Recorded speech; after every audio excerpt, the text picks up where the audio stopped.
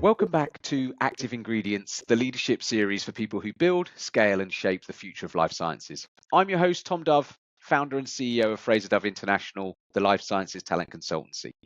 Today's guest is Paul Janssen, a global biotech and pharma executive who doesn't just lead companies, he transforms them.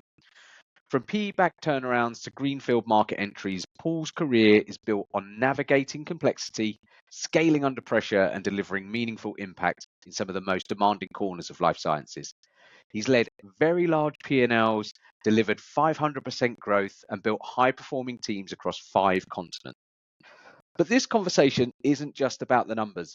It's about principled leadership, human-centered growth, and why pressure, when handled right, brings out the best in people. We'll explore how Paul leads in the fire, builds with purpose, learns from mistakes, and stays deeply proud of the work that the industry does at its best. Paul, welcome to Active Ingredients. Thank you so much. That was quite an introduction for me. Thank you so much for that. Very kind. Perfect. Well, you've had a fantastic career, so now it's time to talk about it, talk about what you've learned, all the conversations that we've ever had. You've been so open and purposeful in how you talk about what you've done and how you've done it. So I'm really excited for today. But we always start this podcast in the same way. Okay. I really want to know, what do you think are the 3 key ingredients of a successful leader and why? What are the 3 most important elements? I think the listening is a very important element to be a successful leader. Very often I've been put into organizations that needed to scale at some point in time, go for the next step in their growth trajectory. They potentially had some moments that, they were not really moving forward. And then I think it comes down to listening carefully to what do the people on the floor tell you. And that would be, I always say, I'm listening to the lady that cleans the toilet, up to the highest level ranked people within my team and beyond, simply to learn from them. So that would be the first one. I think another one would be lead. People are always looking for leaders. You need to be moving in a certain direction. And, you need to know where do we go? Where do we take this ship? It's a very important one to them. That, you show that you have a vision on where the ship should be going. And the third one, and that is very uncommon, I've learned through the years, let them. So it's 3 L's in a way that come together. The moment that you've agreed with your leadership team, this is the direction that we should be heading towards the future, then the moment comes that you trust your people. You give them the confidence. We've spoken about it. We've explained it. We have conversations about it. And then it gets down to action. Yeah, love that. Listening, lead, and let them.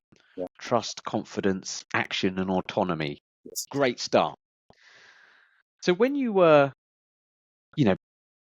back in your university days or school days, did you think that there was any kind of early life predictions that you were going to be working in life sciences, working in commercial roles? Tell us a little bit more about you when you were growing up. It was unlikely at the time. And now I have a dog, you may hear this, who's trying to draw my attention. I need to see if I can put it away. This is really hilarious. It's a puppy. No, I was always looking for something where I could be having a leadership role. And, oh man, I need to simply take care of him now, I think. That's all right. I'm just going to put him outside for a moment because otherwise he keeps distracting us. He's sensing something's going on. Yeah. He's excited for the podcast. He's probably excited for the podcast indeed.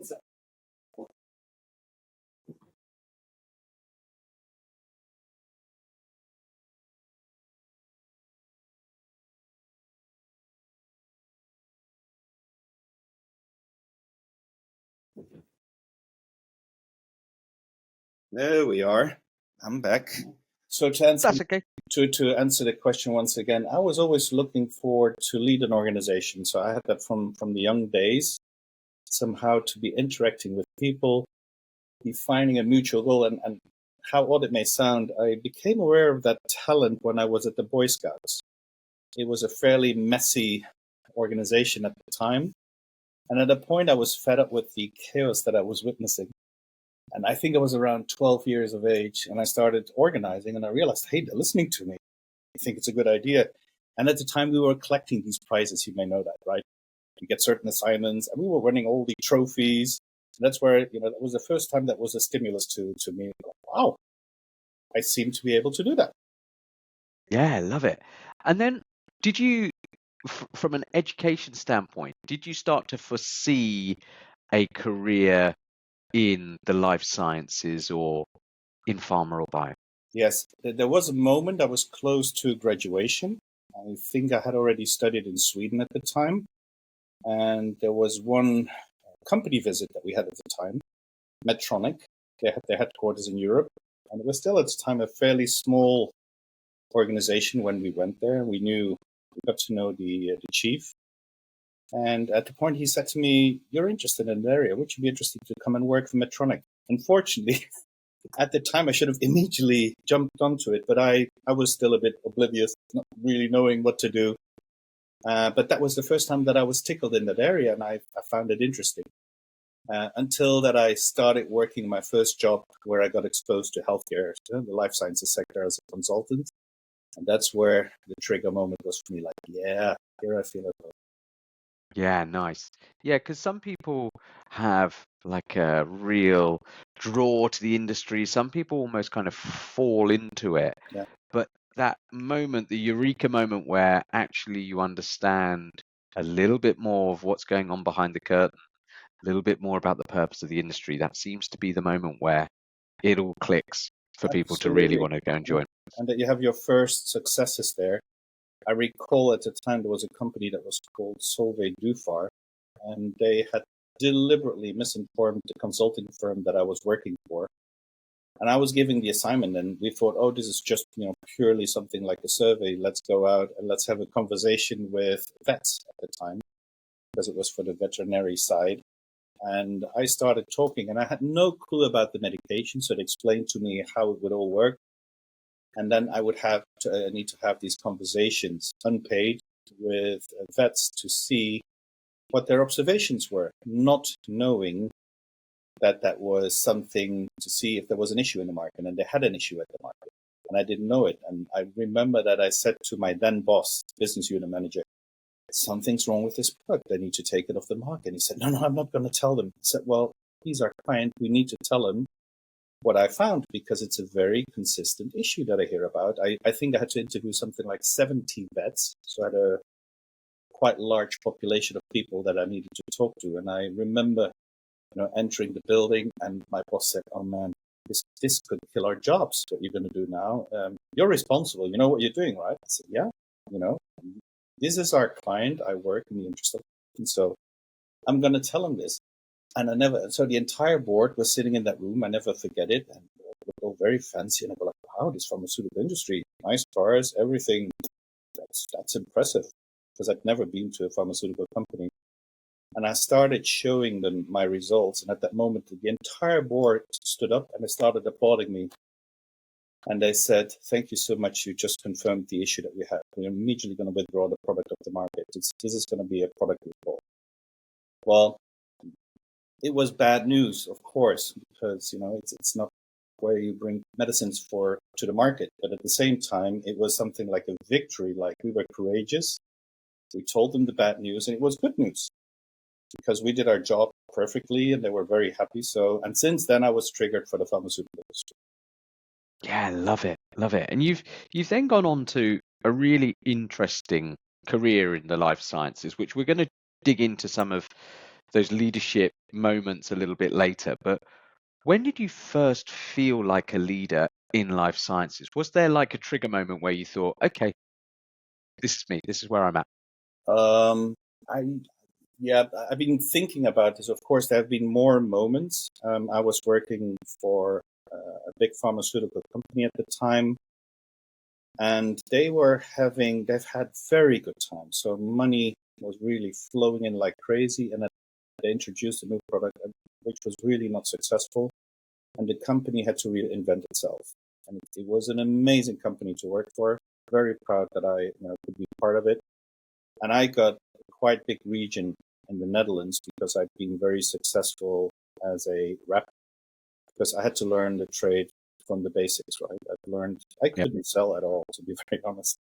I had to learn it really on the trade. I had some very good mentors for which I'm still very thankful. I always think of the lessons that they've taught me. And then you get at a point that you need to lead. I think we had at the time something like 4 or 5 regions, and I got to lead 2 major regions in the Netherlands because that's where I grew up and where I was working.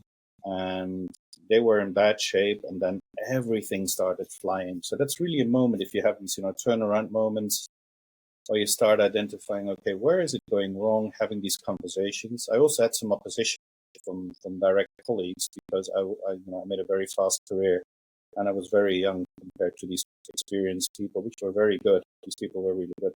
But it was quite hard, to grow into your role, coming from an equal position, a peer level, and then stepping one step up and then making it work. So these are definitely moments where, we became the most successful regions in the Netherlands. We were so successful, selling like crazy, and before it was really not functioning because there was a form of distrust between the people. And I tried everything to bring back the trust. If I say, this is what I'm going to do, then, make your behavior congruent with what you've said. And you mentioned there that there were mentors at that moment. Did they help you understand that trust needed to be built, or was this more a feeling that you just walked into that space? I think I've learned from these mentors mostly, like, how does sales work in the pharmaceutical industry? I recall at the time I went into the most difficult area in the Netherlands, and it was known that they wouldn't be buying anything from you. They would first need to build a relationship with you because most people would give up at the time. And I felt very at home because, they said to me, we'll see what's going to happen, literally translated. And, maybe in 1 year, maybe in 1 year and a half, something's going to fly here, yes or no. But first we need to see if we can trust you. And in a way that fits me because I'm a relationship guy. I enjoy working with people. I knew until this day, I had over 1,200 clients at the time. Pharmacists, hospital pharmacists, GPs, specialists, cardiologists, and internal medicine. All these people were in my territory. I was on the road every day, 550 kilometers on average. So I was busy. I was working on these relationships to make it work. And the people that trained me to learn the job, because in the beginning I wasn't selling because I didn't know that you had to listen and not talk. That was a big learning for me at the time. And they taught me sometimes in very tough manners, how you would improve your skills, how you could convince people, persuade people to start prescribing your therapy as opposed to the other therapies that you would have. And I cherished all the things. We worked a lot with video, so we would be looking at our own behavior.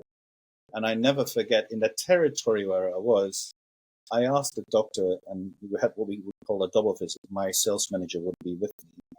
I asked him, so, because I could see my sales, and they were very good at that point in time. I said, so are you happy with the results that you're getting from, the therapy? Are your patients in a better shape? And he said to me, well, it's all okay. What am I missing here? What's going wrong? And I said this to him, so what did I miss? And then my boss stepped in and he said, listen, you are here in a territory in the Netherlands. If somebody tells you it's okay, so, it's the biggest compliment that you can get. And I wasn't aware that this was the biggest compliment. And I go like, okay, now it becomes congruent in my head again because my numbers are so good. He's probably prescribing me. And these types of things, that these are lessons in life. And you go like, when you hear it, like, is Paul stupid? Yeah, probably I was in a way stupid at the point in time. I had to learn this. And thanks to this type of coaching, and it was very tough. He was ex-military, the guy. He would call me something like a snowflake all the time. You're a snowflake.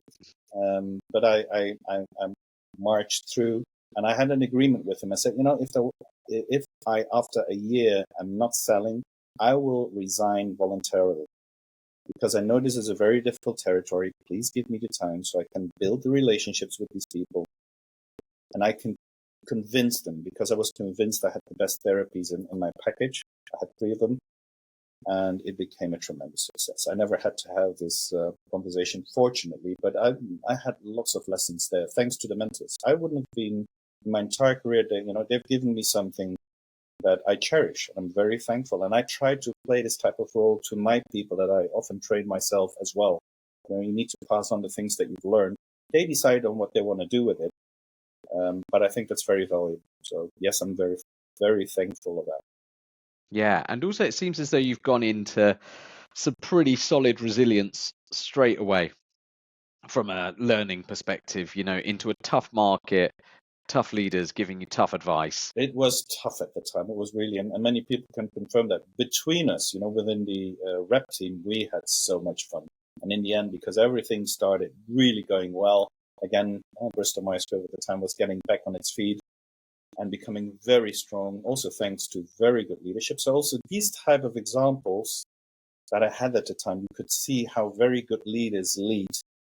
That was very helpful for me as a learning as well. Like, how do they do it? How do they approach it? What type of questions do they ask? They make you reconsider things. And I remember even, I had at the point in time a French leader with me.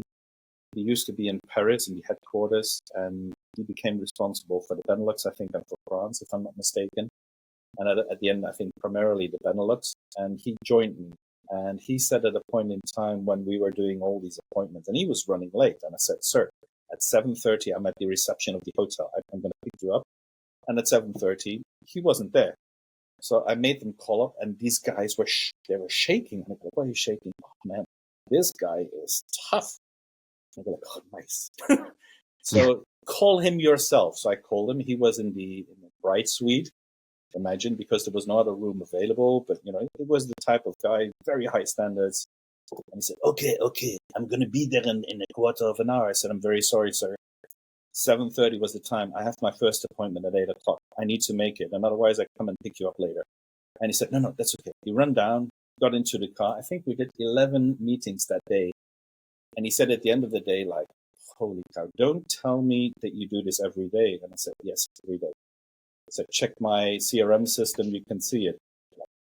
Incredible French accent. Incredible. And then he said at the end of I want to give you one thing. Always do 10% more than the competition does. That's what he gave me. I never forget it. Always do 10% more. I said, but I'm doing already so much. Give me 10% more, he said. Love it. Yeah. And you've been able to then take this experience from, working in a pretty, as I said, tough start, being able to then grow, develop from there. But one of the things that we wanted to speak about today was how you've continued to lead in what you've called the fire, like leadership in the fire. Yeah. What you do when the pressure hits is how you're defined as a leader in many ways. Yes. So how do you keep the team moving when morale was low and pressure was high? How have you been able to do that throughout your career? Yeah, so maybe I was also an officer in the army because we had mandatory service at the time. And I was in a special group. It was for people with an academic background. It was an elite group. I was sitting there with very young guys, like I think they were 23, 24, already professor title. Many people already having PhDs under their belt, like incredible. And I was part of that group.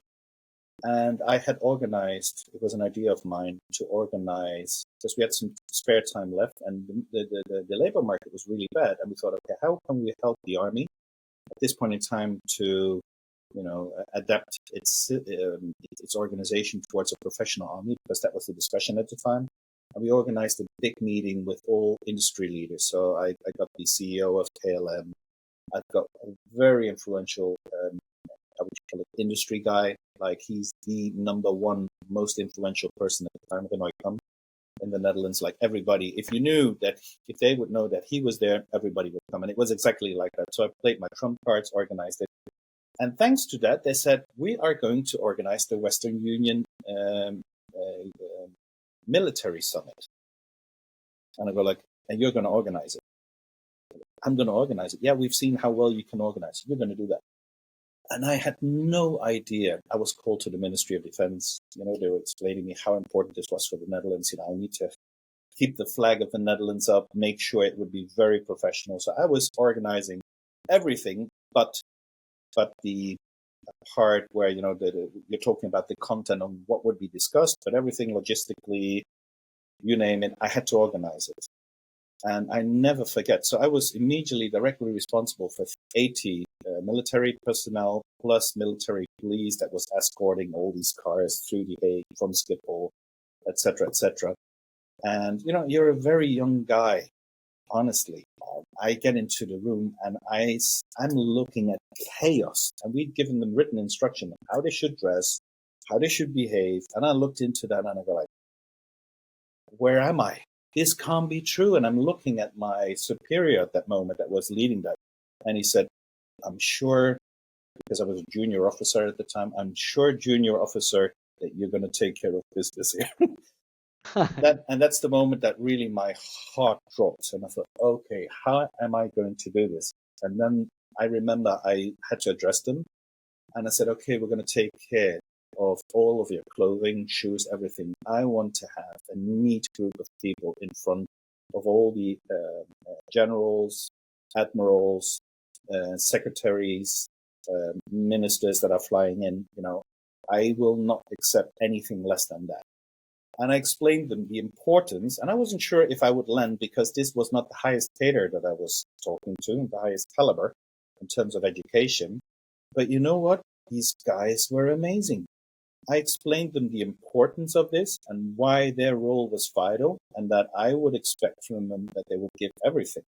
And as a reward, and that's something I had learned of my father at the time, he was in the military as well. He said, if you get into these difficult positions, these guys walk for beer. So I said, and as a reward, I promise you, if everything goes well, you will have a free night of drinking. I'm going to make sure everything's being paid for.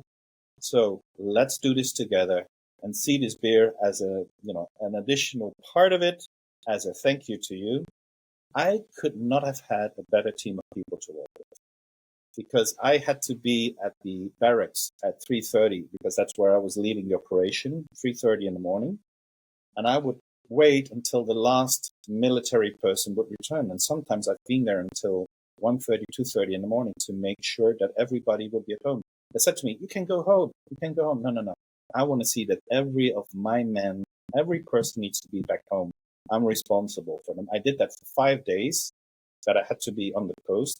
I barely slept because there would be a driver in front of my house to take me back to the barracks. I would probably sleep 2 hours a night, but I needed to get those 2 hours.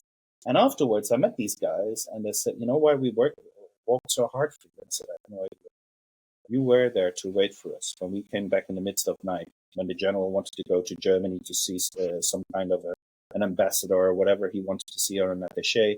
You were there for us. You were making sure that we got back home. And that impressed the group. And we thought we need to put in the extra mile for this guy. And I go like, and I was a young guy. And since that is also something that, it gets into your brain, that you realize people witness, they look at your behavior, that you're a team player, they can trust you. And I had to get some people out of trouble. Because when I was on the post, I had some issues that I had needed to take care of. And I went personally there because the police would call in and say, hey, we have an issue here. Could you please come? And I would need to take care of it.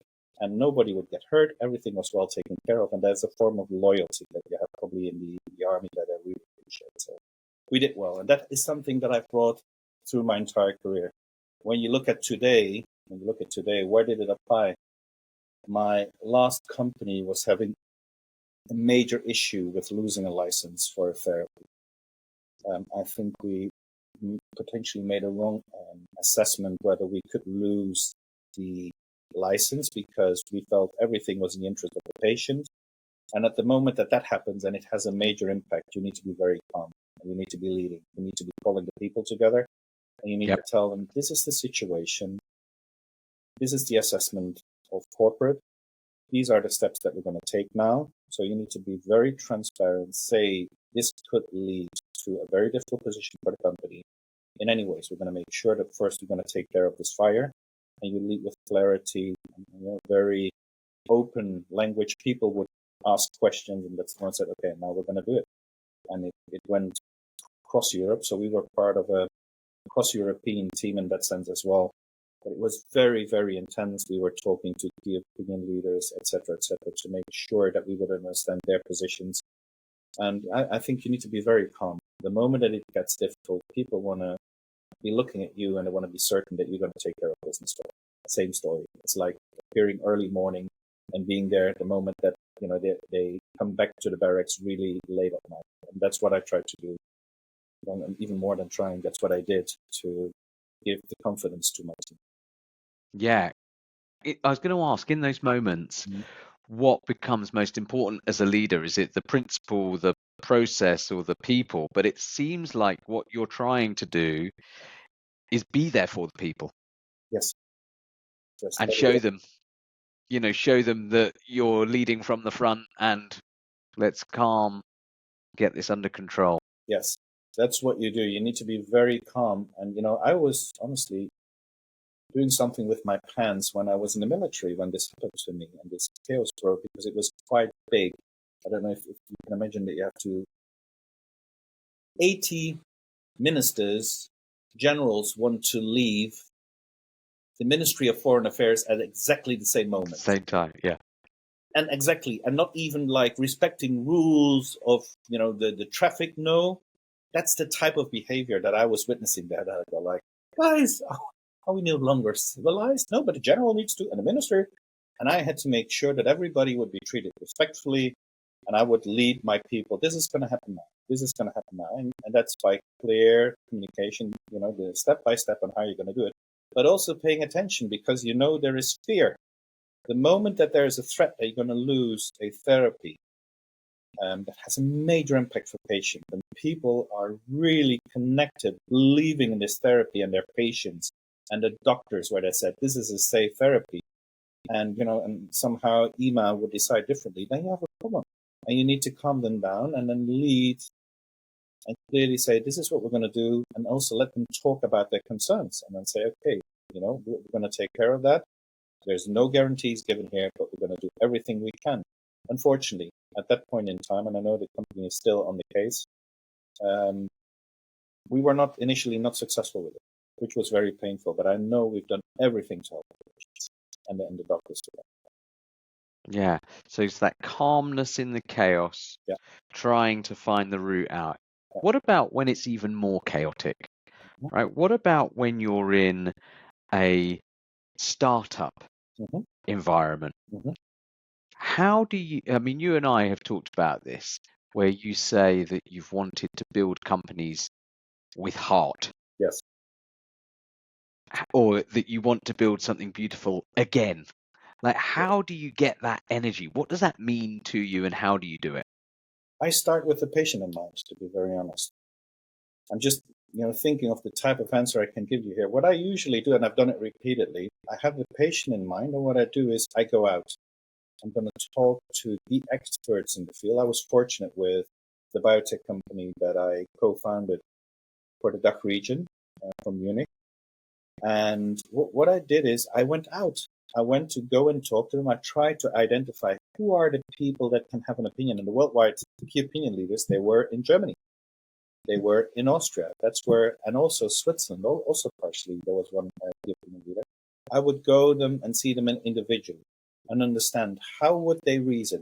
Does my therapy have the added value that we believe it has? And they all told me, man, this will change the lives of people. Wow. My flame was burning. And what I could do next, I spoke to the president, and as a GM, I could do that. I could go and talk to the president of the Patient Association internationally, the global organization, HEI. I went to talk to the local affiliates. And these people, I went even into their homes so that I could see how they were living. They could tell me about the types of problems that they were having at the time. So we're thinking now 15 years back, what types of problems that they were having, how they were dealing with it. And the moment that they said, oh, I need to give myself an infusion, do you mind if I look? Can you explain then to me how this works? Is there something that you dislike, like? What should we be thinking of? We're coming with a new therapy, which, you know, will have a high added value, but still, this is your today's life. How does it affect your caregivers? I've learned the most from my patients, honestly. Having these conversations, listening to them, they would guide me where to look for the type of information that I was looking for, and they made me burn. They made me burn so strongly because I could tell that we would make such a big difference. What does it mean in practice? These people barely could leave their homes because they were fearful of having an attack at any point in time due to stress or anything. Stress was one of these trigger moments. They couldn't go on holidays. There were people that in their life never went on holidays. After they had received the therapy that my company, my team was introducing to the European market, they came crying to me and they said, Mr. Janssen, you are responsible for this company, right? You have given us our life back. I tell you, you're sitting there like, what? Really? And, if you're like myself, I burn for patients. I love the work that I do, Yeah. especially because I'm helping people. That's something that is deeply ingrained in me, caring for people. That's the reason why I'm in this industry. Although it took me a while to figure this out in my career path, taking care of these people, helping them, co-developing. We've been co-developing so many things for these patients. They told you what was necessary. And of course, the experts come and they put a scientific level onto that and they combine the knowledge that they have. And if you're a good listener, like what I said, what are my 3 principles? Listening, listen to them. And that's the moment when you've defined that. Now I think I figured it out. And you ask them, if I would do this and this for you, would you be embracing that initiative? I'd say, we're not sure, but it sounds amazing if we could. And we did it. And it changed their lives. And like I said, I think it has changed even the lives of all of my teammates that, we worked so closely with. Fantastic people that I worked with there. Like, I'm so thankful. And we were, we were working for these patients. Something very important, that changes your life. And to express it one step further, I had a CEO at the time, and the CEO came to Germany, and he said at a point in time, and I think we were just ahead of the launch, and he said to me, Ben Milano, an amazing CEO, he said, Paul, you are responsible for your patients. You need to do everything that you can to serve these patients. And now it comes, even if it means that you would be able to rescue a patient, but you would have to break law.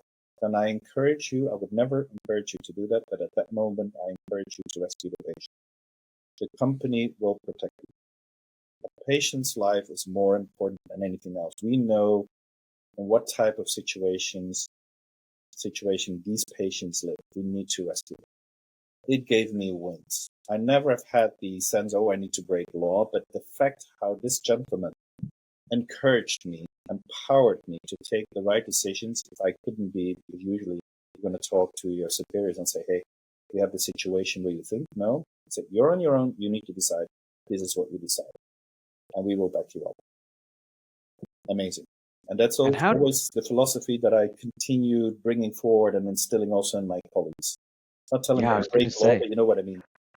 Yeah, I was going to say, how did you translate or translate, and then share that message with your team? I would tell them at a point in time. I would bring, and when we started off, we were a very small team. So what I usually do when I do a startup, I first make something like, at the time, 2.5 million guaranteed turnover, because you're inviting professionals into your company. And I want to make sure that we're not starting something that's going to blow up and they don't have a job. So I would make sure that I first would make sure that I have commitments, that I would know patients are there, and then I would start adding up. And I think in the beginning times, we had something like 7 employees. We were highly successful. We were growing so fast. At a point in time, we had over 50% market share for the German market. And it was the home turf of the biggest competitor that we had. So imagine how they felt at the time, probably not so happy. Why? Because we were there for the patients. We were different. The doctors even said to us at a point in time when they had to give an evaluation after that we were taken over. And we all cried when it happened. I never cried for leaving the company. I cried there. And my colleagues as well, because we loved working there. They asked us how we would rate you. We've given you a 10 out of 10 score. if we would have a question, we would get immediate answers. One day wouldn't pass, we would have answers from you. You would serve us, you would take care of the patients.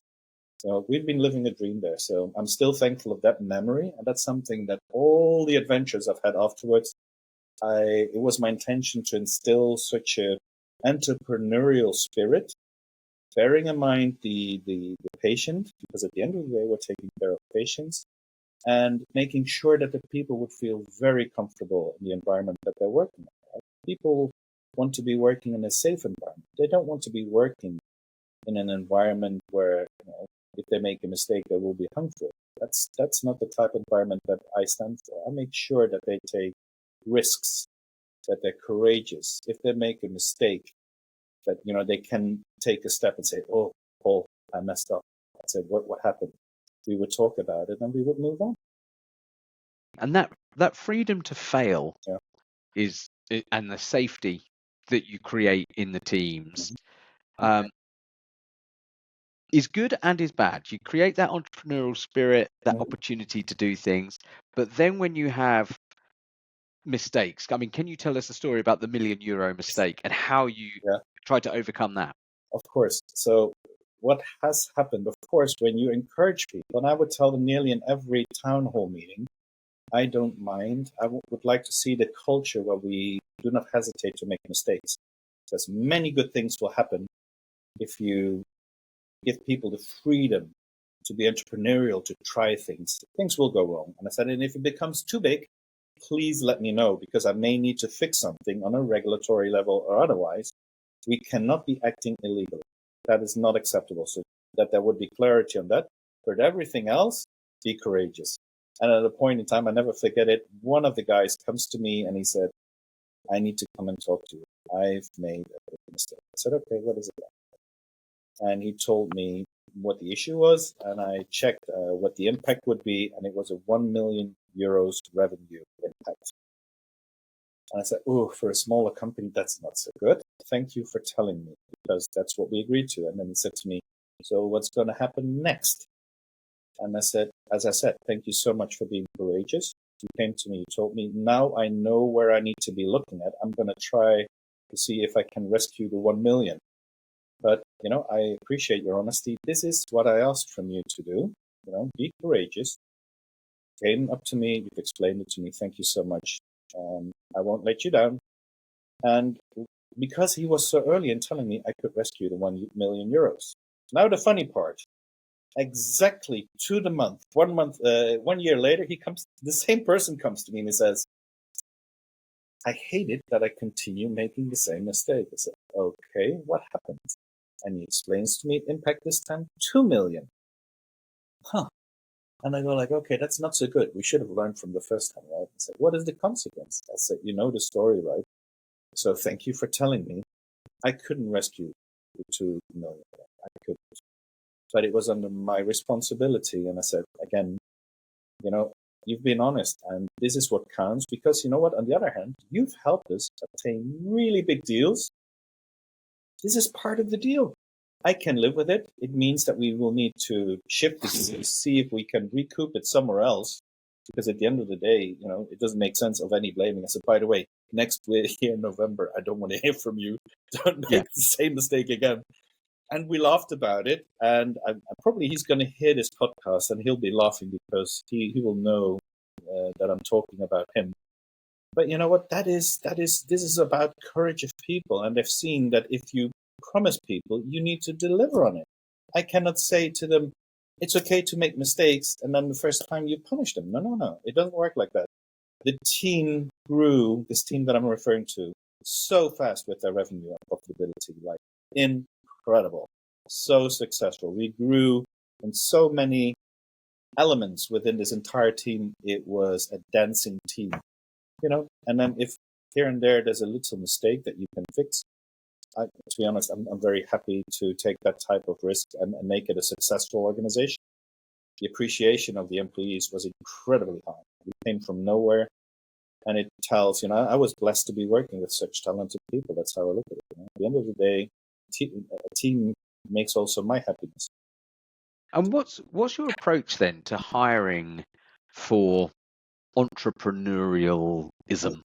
when you're trying to bring people into the company or identify this skill within them, how do you do it? So it always takes a process. So one of the first things that I did do is I would train the people that would be hiring myself. So I love training people because, as I said before, I was blessed by very good mentors in my career. I've just mentioned a few. And I would train them on the elements that I would be looking at. And this is a methodology that I took. So I'm using this already, I think, from the year 2000. And it's proven to be very successful for people that somehow have this need to have this commercial attitude. And these are things that you cannot teach people. So they need to have that in their personality somehow. And the 5 elements are winning attitude. And it always sounds like an open door. And I always need to explain it why I'm looking at that one. I'm looking at impact. I'm looking at learnability. I'm looking at adaptability, in other words, flexibility, and I'm looking at their judgment. These are elements that, I can try to teach it to somebody. The likelihood of me or anybody else, even the best trainer in the world, being capable of helping somebody else with it is unlikely. And therefore, these are the 5 ones that I'm going to drill very deeply into when I'm interviewing. And I tell them beforehand, I'm going to be looking at 5 variables. These are the 5 variables, and I'm going to ask you questions to understand what your behavior was like in the past. I'm not going to talk in hypothetical things. No, tell me how you did it to see if I could witness that these traits will be present. And I think I've done it consistently now for 25 years.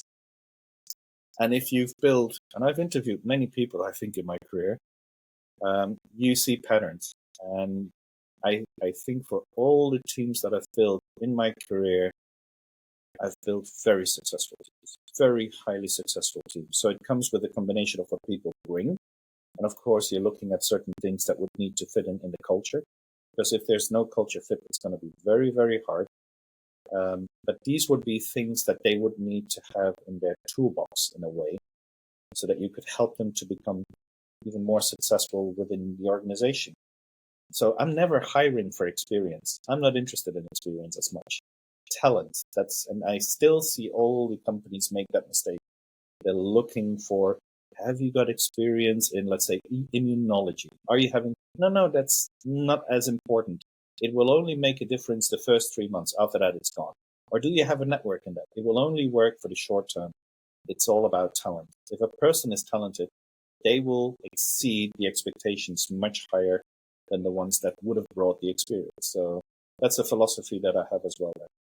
I like it because, I work in the search game. I work in understanding what values, behaviors, technical competence are required for each role. But it's good that you've got your own framework that you're looking at. So we've got winning, impact, learning, flexibility, and judgment. Correct. And then you're trying to gain experiences and examples from the people that you're interviewing within those areas, and they may not even know that you're trying to weed this information out, but that's I what told them ahead of time. I would tell them, and there would also be tricks in there to figure things out. Like one of them is learnability, because people always think, I need to take a book and I need to be able to take this medical information very fast. True, that's part of it. But also, what did I just tell you? So I would always tell them something, and later in the conversation, it would come back. And some people got it, and they took the coin and they flipped it back to me and said, that was learnability. That was exactly what I was looking for. The learning during the conversation and bringing it back to me, like, I found your point, here you have it, right? Those are very important points. And these people would need to score. You have, I don't know what you call it in English, a Likert scale, a Likert scale. You would need to have 5 times 5 highest score. So if it would be only one that would have a 4, it's already become questionable. If there would be a score of 23, no go. No go. It was a predictor. So in that way, I could build team with the A players. Sometimes you're working for companies that cannot hire.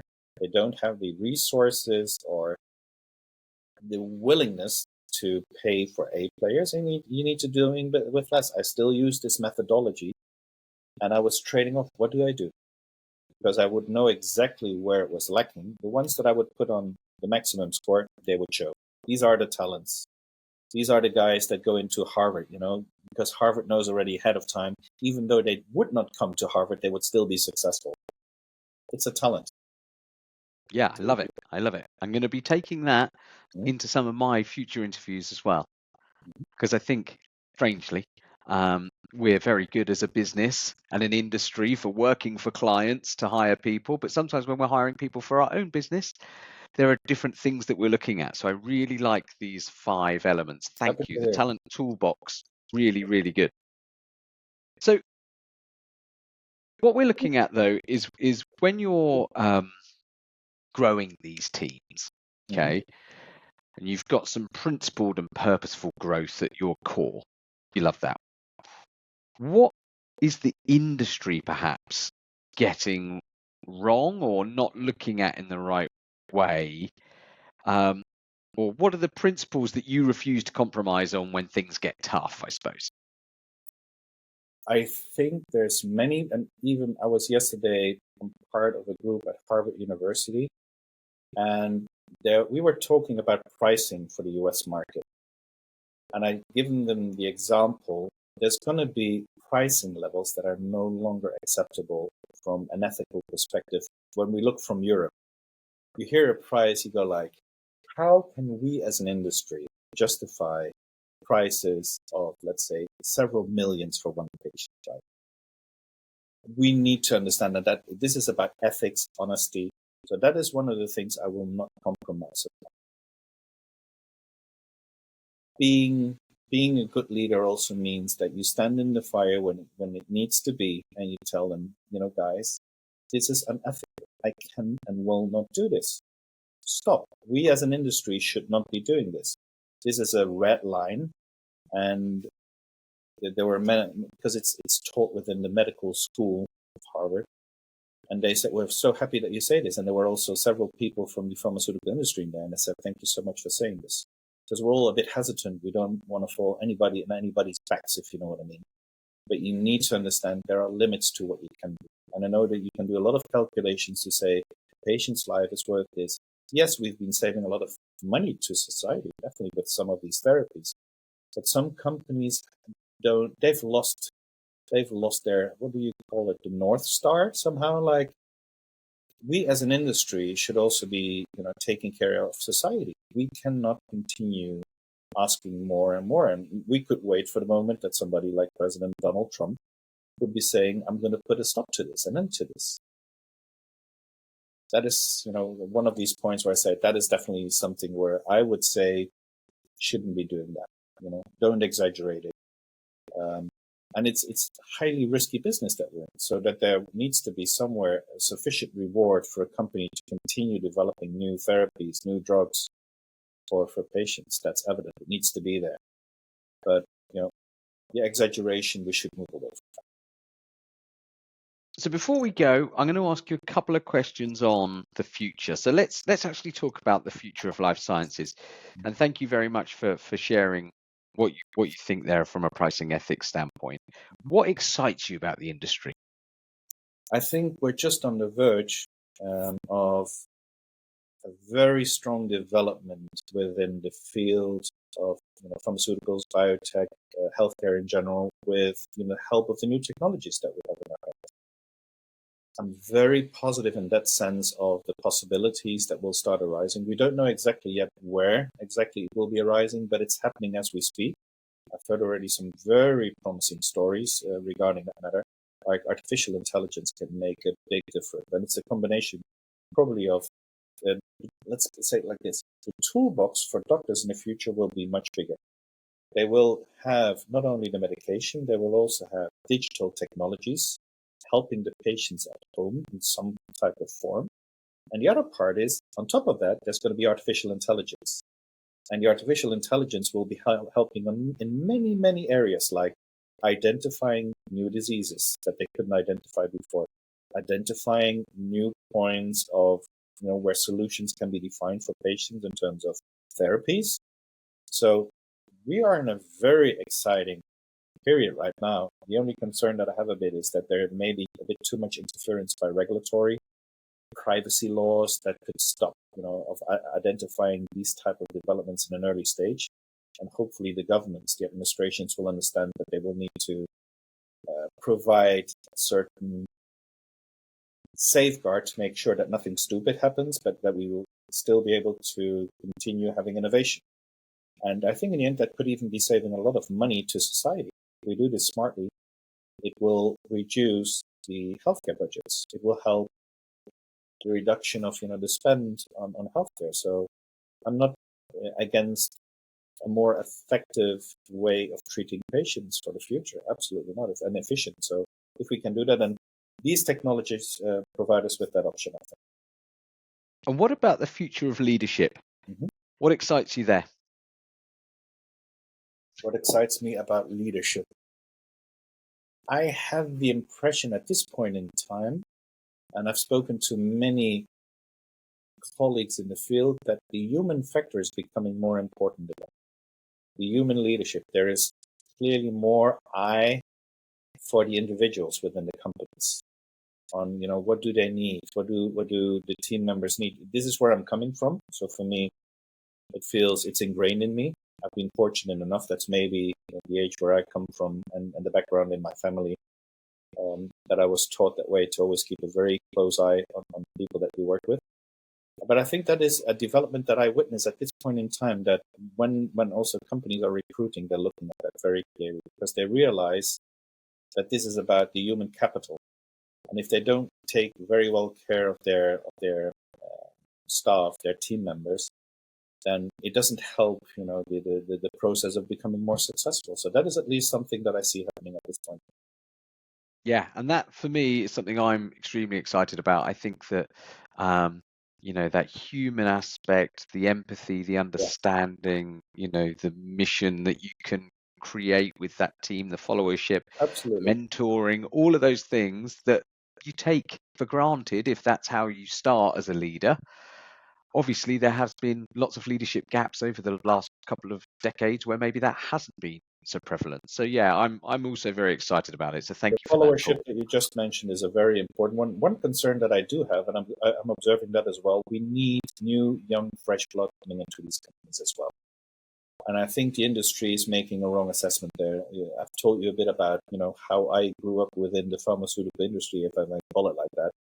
If I was not taught by mentors within this industry, how to become successful, how to be a good servant to the healthcare industry, to the patients, to the doctors, I would not have learned it. And if we're not making sure that there's new, fresh people coming into the industry, because they will be needing to take over, and we have gaps. I see that in the Netherlands as an example. There's hardly any young people being hired at this point in time, and that's going to hurt the industry as well, and the healthcare sector. So that is something that is a concern. Yeah, the succession gap is a big issue. It is. We've got the inverted human pyramid. Yes. There is the silver tsunami that's about to retire. Where is the interest in developing future leaders? Exactly. That is a challenge. So yeah, that's actually one of the things that I'm excited about for leadership, is because I think we're going to get to a cliff where it's like, okay, we really need to work Absolutely fast to get these leaders developed. But Paul, it's been an absolute pleasure. Thank you so much for today. I've really, really enjoyed it, and I hope you've enjoyed the session as well. I enjoyed it very much. Thank you so much for your time and having me. Cheers. Thank you. Thank you.